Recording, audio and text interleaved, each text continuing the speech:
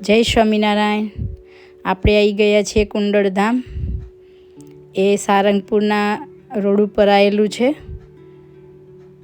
સારંગપુર જતાં જમણી બાજુ એ કુંડળ ગામ આવેલું છે, બરવાડાથી નજીક. આપણે કુંડળધામના દર્શન કરવા જઈશું. આ કુંડળધામના રાયબા અને અમરા પટકર એ બંને થઈ ગયા અને એમને 3 દીકરા હતા, મામૈયા પટકર, હાથિયા પટકર અને રામ પટકર. આ જે હાથિયા પટકર હતા એમના લગ્ન આપણા જીવુબા જોડે થયેલા. પછી જીવુબા અને જ્યારે હાથિયા પટકરને જીવુબા કોઈ દેવી હોય એવું લાગ્યું ત્યારે એમને પછી રાયબાની આજ્ઞા લઈ અને એમને ચિઠ્ઠી લખીએ એભલ ખાચરને અને કીધું કે આ તમારી દીકરીને હું મારી ખુશીથી ઘરે મોકલું છું. એમ કરીને જીવુબાને એમને વિદાય આપી હતી.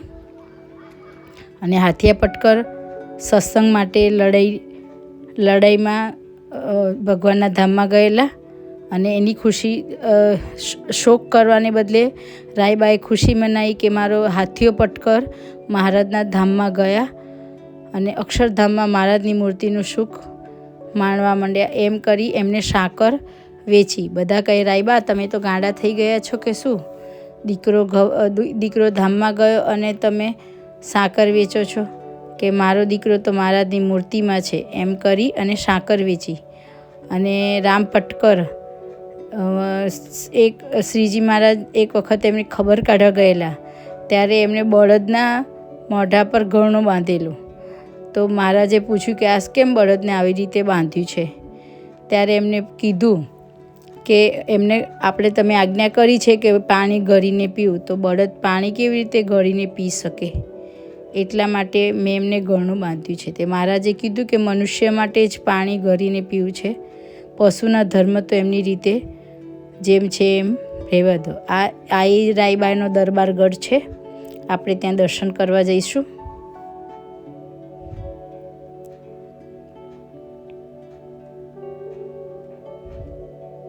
જુઓ આ કુંડળ.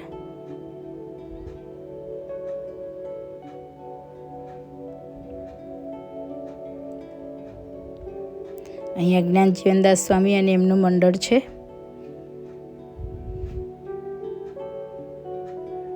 આ એ દરબારગઢ છે. અહીંયા બહુ જ હરિભક્તો દર્શન કરવા આવે છે.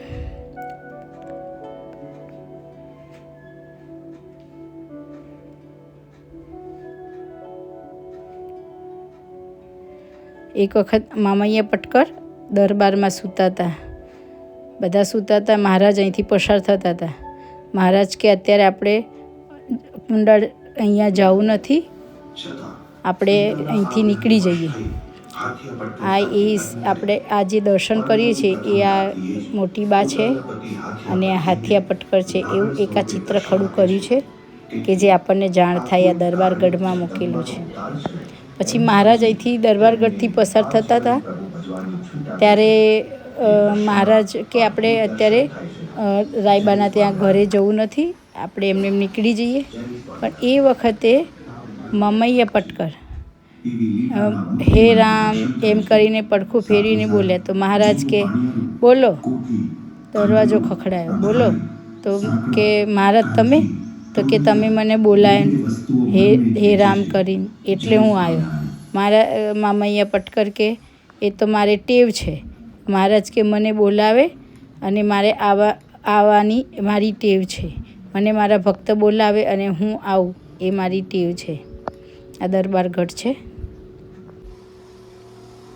અહીંયા કુંડલેશ્વર મહાદેવ પણ છે. દરબારગઢની બાજુમાં જ આવેલું છે.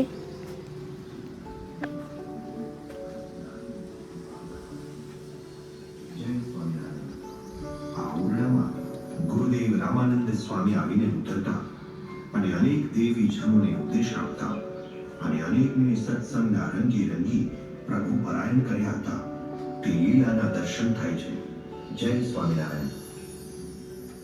આ દરબારગઢમાં આવી રીતે લીલાના વર્ણનો મૂકેલા છે. આપણે દર્શન આવો ત્યારે અચૂક દર્શન કરજો. ઉપદેશ આપતા અને અનેકને સત્સંગના રંગે રંગી પ્રભુ પરાયણ કર્યા હતા. તે લીલાના દર્શન થાય છે.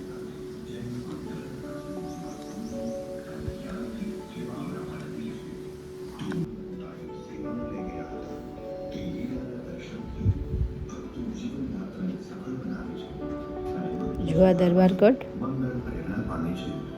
જય સ્વામિનારાયણ. જય સ્વામિનારાયણ. મહારાજ દર્શન આપે છે અમરા પટકરને. જેવા સમજુ અને જ્ઞાની એવા અમરા પટકીર છે. તેઓ કુંડળ ગામના અંતકાળે મહારાજ લેવા આવ્યા છે એવા દર્શન આપે છે.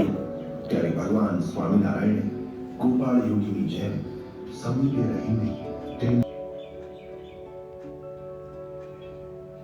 અહીંયા આ કુંડલેશ્વર મહાદેવ છે. આપણે દર્શન કરશું.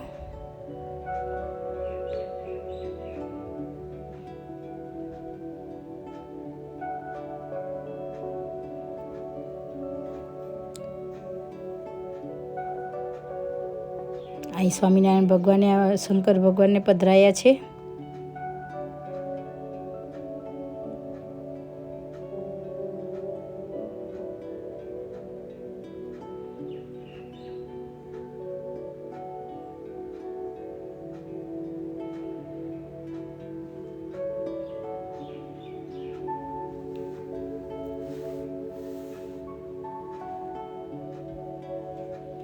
અહીંયા મહારાજ એક વખત બિરાજમાન હતા ત્યારે રાયબાઈએ મહારાજને કીધું તમારે ખાટરસના નિયમ છે એ તમારે અહીંયા તમારે નિયમ છોડાવ્યા હતા મહારાજને. અહીંયા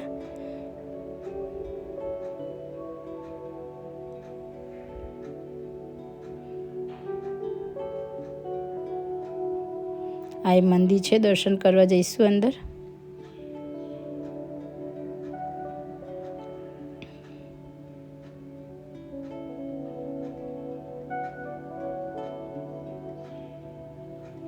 આ આખું કુંડળધામ પ્રસાદીથી મહારાજના ચરણાવિંદથી પ્રસાદીભૂત છે. એક એક મહારાજની ચરણરજ પ્રસાદી રૂપભૂત છે.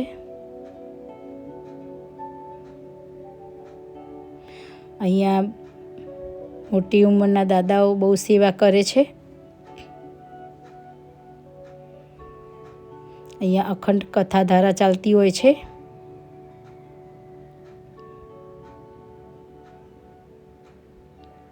જો મહારાજના દર્શન કરીએ.